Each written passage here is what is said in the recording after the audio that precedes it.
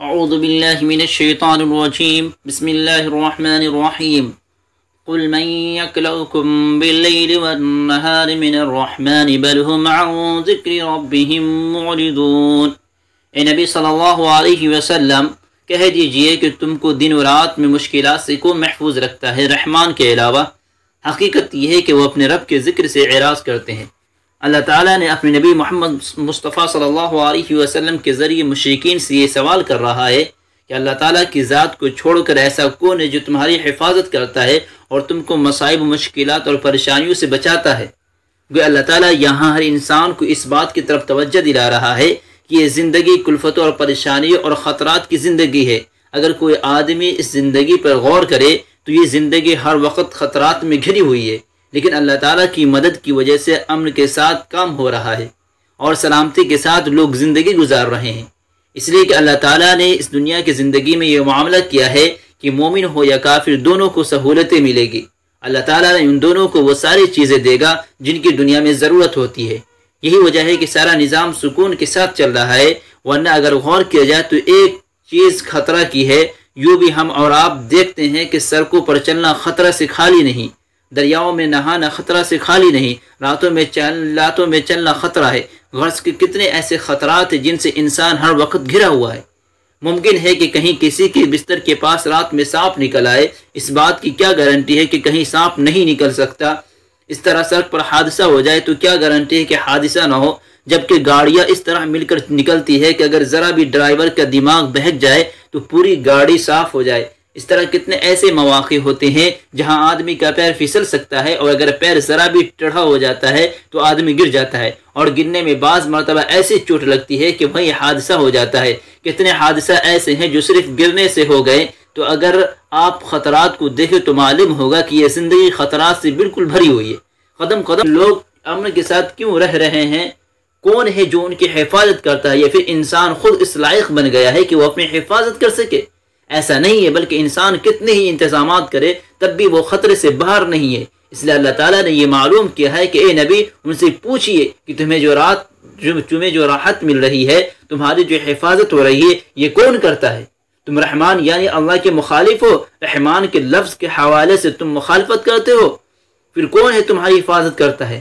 اس کے بعد فرمایا گیا کہ ان لوگوں کا حال تو یہ ہے کہ یہ ہر چیز کو سوچتے ہیں لیکن اللہ تعالیٰ کو نہیں سوچتے۔ وہی ساری کائنات کا نظام چلا رہا ہے، ہر شخص کی حفاظت کر رہا ہے، تمام خطرات سے بچا رہا ہے۔ وہ آدمی کو نظر نہیں آتا کہ اللہ تعالیٰ انسان کو کتنے خطرات سے بچاتا ہے؟ ہر وقت خطرہ پیش آتا ہے اور اللہ بچا دیتا ہے، اور ایسا بچاتا ہے کہ انسان کو یوں خیال ہوتا ہے کہ ہم بالکل خطرہ ہی میں نہیں ہیں، بلکہ ہم بالکل امن و امان عافیت کے ساتھ ہیں، ہمیں کوئی خطرہ پیش نہیں آ رہا ہے۔ حالانکہ یہ حفاظت اس لیے ہے کہ اللہ تعالیٰ اس کو بچا رہا ہے۔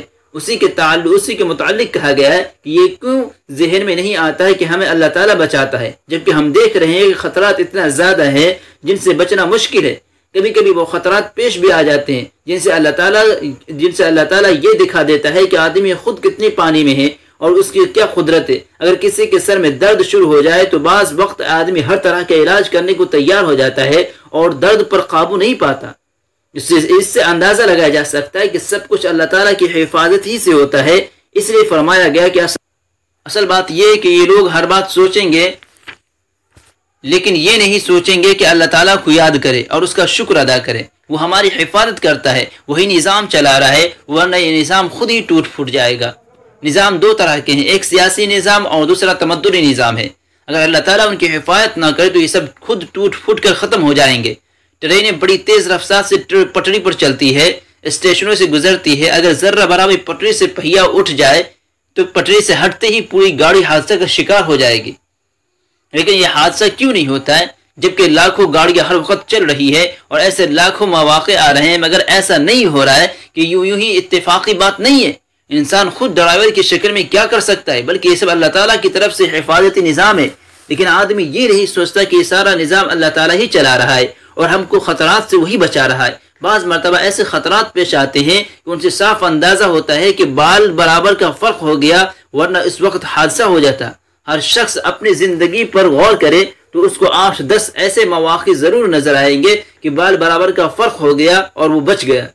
یہ اتفاقاً نہیں ہوتا ہے، کیونکہ معلوم ہونا چاہیے کہ کوئی بھی چیز اتفاقاً نہیں ہوتی ہے، سب کچھ ایک بندھے ہوئے نظام پر چل رہا ہے، اور اللہ تعالیٰ خطرات دور کرتا ہے۔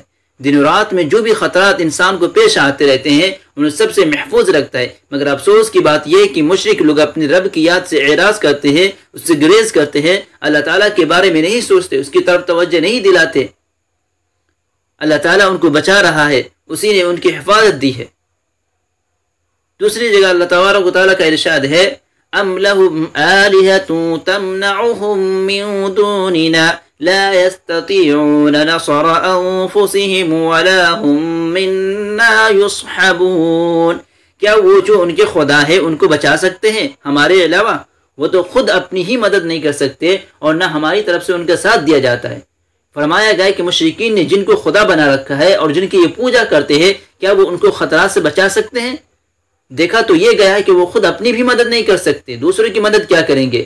یعنی جن معبودان باطل سے مشرکین مانگتے ہیں اور ان کے سامنے ہاتھ جوڑ کر کھڑے ہوتے ہیں اور ان سے امیدیں قائم کرتے ہیں، کیا یہ ان کی مصیبت کو ٹال دیں گے، ان کی ضروریات کو پورا کر دیں گے؟ حقیقت تو یہ ہے کہ یہ خود اپنی ہی مدد نہیں کر سکتے۔